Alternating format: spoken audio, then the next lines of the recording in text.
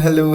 Welcome to market discussion of the day. Today is October 7, 2025. Tuesday ആണ്. So market ഡിസ്കഷനിലോട്ട് പോകുന്നതിന് മുന്നേയായിട്ട് നമ്മളുടെ പുതിയ batch ഇന്നലെ സ്റ്റാർട്ട് ചെയ്തിട്ടുണ്ടായിരുന്നു. ഫ്രീ ആയിട്ട് ഫോറക്സ് ട്രേഡിംഗ് പഠിപ്പിക്കുന്ന ബാച്ചാണ്. സോ അടുത്ത ബാച്ച് രണ്ടാഴ്ചയ്ക്ക് ശേഷം വീണ്ടും സ്റ്റാർട്ട് ചെയ്യുന്നതായിരിക്കും. രാത്രി ഇന്ത്യൻ ടൈമിംഗ് 7:30ക്കും 10:30ക്കുമാണ് ഈ ഒരു ക്ലാസ് നടക്കുന്നത്. ഫ്രീ ആയിട്ട് ഫോറക്സ് ട്രേഡിംഗ് പഠിക്കണം എന്നുള്ള എല്ലാ ആൾക്കാർക്കും എൻ്റെ ഡിസ്ക്രിപ്ഷനിൽ നമ്പർ ഉണ്ടാവും. എനിക്ക് മെസ്സേജ് അയച്ചു കഴിഞ്ഞാൽ ബാക്കി കാര്യങ്ങൾ ഞാൻ കോർഡിനേറ്റ് ചെയ്യുന്നതായിരിക്കും. എടുത്ത് ഓർമ്മിപ്പിച്ച് പോവുകയാണ്. So coming to market discussion, coming to fundamental side. So ഇന്ന് നമുക്ക് പ്രത്യേകിച്ച് വലിയ ഫണ്ടമെൻ്റൽസ് ഒന്നും തന്നെ ഇല്ലാത്ത ദിവസമാണ്.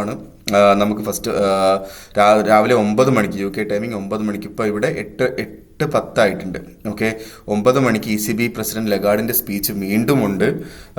അതിനുശേഷം വൈകുന്നേരം 5:10 വീണ്ടും ലഗാർഡിൻ്റെ സ്പീച്ച് ഉണ്ട്. സോ അതുകൊണ്ടിട്ട് തന്നെ യൂറോയിൽ ട്രേഡ് ചെയ്യുന്ന ആൾക്കാർ ഒന്ന് ശ്രദ്ധിച്ച് കെയർഫുള്ളായിട്ട് ട്രേഡ് ചെയ്ത് പോവുക എന്നുള്ളൊരു ഒറ്റ കാര്യം മാത്രം നോക്കിയാൽ മതി. നാളെ നമുക്ക് ക്രൂഡ് ഓയിൽ സ്റ്റോക്ക് ചേഞ്ച് ന്യൂസും പിന്നെ ലഗാർഡിൻ്റെ സ്പീച്ചും, ഈ രണ്ട് കാര്യങ്ങളും നാളെയും ഇമ്പോർട്ടൻ്റ് ആയിട്ടുള്ളൂ. സോ ഈ ആഴ്ച ഫുള്ളി നമുക്കൊരു ടെക്നിക്കൽ കൺസിഡർ ചെയ്ത് മുന്നോട്ട് പോകാം എന്നുള്ളത് വളരെ വളരെ ഇമ്പോർട്ടൻ്റ് ആയിട്ടും വളരെ നമുക്ക് ടെക്നിക്കൽ രീതിയിൽ ട്രേഡ് ചെയ്യാൻ പറ്റുന്ന നല്ലൊരു അവസരവും നമുക്ക് തരുന്നു എന്നുള്ളതാണ് അതിൻ്റെ പ്രത്യേകത.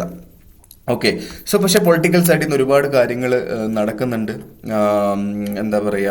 ഇപ്പോൾ ഫോർ എക്സാമ്പിൾ നമ്മളുടെ ഡൊണാൾഡ് ട്രംപ് ഒരുപാട് എഫേർട്ട് ഇടുന്നുണ്ട് വാറുകൾ അവസാനിപ്പിക്കാനായിട്ട്.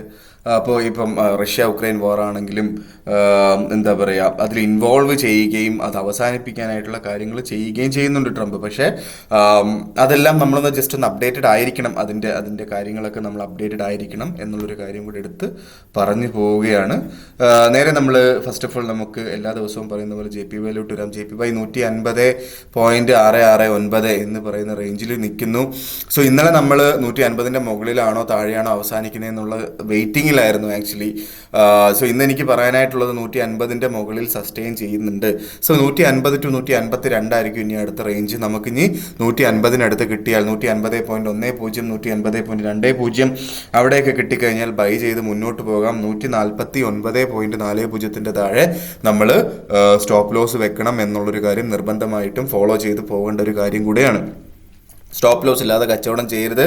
150ൻ്റെ അവിടെ നിന്ന് ബൈ, 150 നിങ്ങൾക്ക് ഇഷ്ടമുള്ളടുത്ത് ടാർഗറ്റ് എടുക്കാം. പക്ഷേ ഞാൻ റെക്കമെൻഡ് ചെയ്യുന്ന അറ്റ്ലീസ്റ്റ് 1:1.5 റേഷ്യോയിലെങ്കിലും ടാർഗറ്റ് എടുത്ത് പോകണം എന്നുള്ളൊരു കാര്യം ഞാൻ എടുത്ത് ഓർമ്മിപ്പിച്ച് പോവുകയാണ്.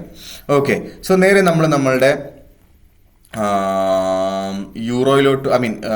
യൂറോയിലോട്ട് വരുമ്പോൾ യൂറോ 1.16779 നിൽക്കുന്നു. സോ ഇന്നലെ 1.17166 വരെ പോയിട്ടുണ്ട്. പക്ഷേ മാർക്കറ്റിന് 1.17 അവിടെ നിന്ന് റെസിസ്റ്റ് ചെയ്ത് താഴോട്ട് വീണ്ടും പോകുന്ന ഒരു കാഴ്ച നമുക്ക് കാണാനായിട്ട് സാധിക്കും, അല്ലേ? സോ ഇനി നമുക്ക് യൂറോ എന്താണ് ചെയ്യാൻ പറ്റുക? യൂറോ നമുക്ക് ഇന്നലെ പോയ ലോ എന്ന് പറയുന്നത് എവിടെയാണ്? 1.1650 റേഞ്ചിലോട്ടൊക്കെ പോയിട്ടുണ്ട്. സോ ആ റേഞ്ചിൽ നമുക്ക് വീണ്ടും കിട്ടുകയാണെങ്കിൽ യൂറോ അവിടുന്ന് വീണ്ടും നമുക്ക് ബൈ ചെയ്ത് മുന്നോട്ട് പോകാം. ധൈര്യമായിട്ട് അവിടുന്ന് ബൈ ചെയ്തോ. ടൈറ്റായിട്ട് സ്റ്റോപ്പ് ലോസിൽ വെച്ചാൽ മതി എന്നുള്ളതാണ്. അപ്പം അങ്ങനെ ചെയ്യുമ്പോൾ ഒരു അഡ്വാൻറ്റേജ് എന്ന് പറഞ്ഞു കഴിഞ്ഞാൽ ടൈറ്റ് ഇൻ ദ സെൻസ് 1.1660 താഴെയായിട്ട് അവിടെ സ്റ്റോപ്പ് ലോസ് വെക്കുന്ന ആൾക്കാർക്ക്, അല്ലെങ്കിൽ അവിടുന്ന് ബൈ ചെയ്യുന്ന ആൾക്കാർക്ക് 1.1630 താഴെയായിട്ടൊക്കെ വേണമെങ്കിൽ സ്റ്റോപ്പ് ലോസ് വെച്ച് ടൈറ്റായിട്ട് സ്റ്റോപ്പ് ലോസ് വെച്ച് പോകാവുന്നതുമാണ്. ഇല്ലാത്ത പക്ഷം നമുക്ക് 1.1600 താഴെയായിട്ട് ഒരു $2 അല്ലെങ്കിൽ 20 പിപ്സ് താഴെയായിട്ട് സ്റ്റോപ്പ് ലോസ് വെച്ച് പോവുകയും ചെയ്യാം. നമ്മളുടെ GBP വീണ്ടും 1.34907 വരെ ഇന്നലെ പോയിട്ടുണ്ടായിരുന്നു. പക്ഷേ സസ്റ്റെയിൻ ചെയ്യാൻ പറ്റിയില്ല.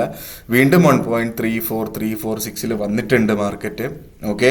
സോ ഇവിടുന്ന് അല്ലെങ്കിൽ കുറച്ചുകൂടെ താഴെ കിട്ടുമ്പോൾ 1.3410, 1.3420 റേഞ്ചിൽ കിട്ടുമ്പോൾ വീണ്ടും ബൈ ചെയ്ത് മുന്നോട്ട് പോകാം. സ്റ്റോപ്പ് ലോസ് കൃത്യമായിട്ടും 1.3340 താഴെയായിട്ട് സ്റ്റോപ്പ് ലോസ് വെക്കണം എന്നുള്ളൊരു കാര്യം നിർബന്ധമായിട്ടും എടുത്ത് അത് ബൈ ചെയ്ത് മുന്നോട്ട് പോവുകയും ചെയ്യാം. ഓക്കെ. സോ ഏറ്റവും ലാസ്റ്റ് നമ്മുടെ ഗോൾഡ് ഓൾ ടൈം ഹൈകൾ വീണ്ടും കയറിക്കൊണ്ടിരിക്കുന്നു. ഇപ്പോൾ നമുക്ക് നോക്കുകയാണെങ്കിൽ 3976 വരെ രാവിലത്തെ മാർക്കറ്റ് പോയിട്ടുണ്ട്. സോ ഇപ്പോൾ 3950 വന്ന് നിൽക്കുന്നു. സോ എനിക്ക് പറയാനായിട്ടുള്ളത് മാർക്കറ്റ് ഒന്നും കൂടെ താഴെ വരും എന്നെൻ്റെ മനസ്സ് പറയുന്നു.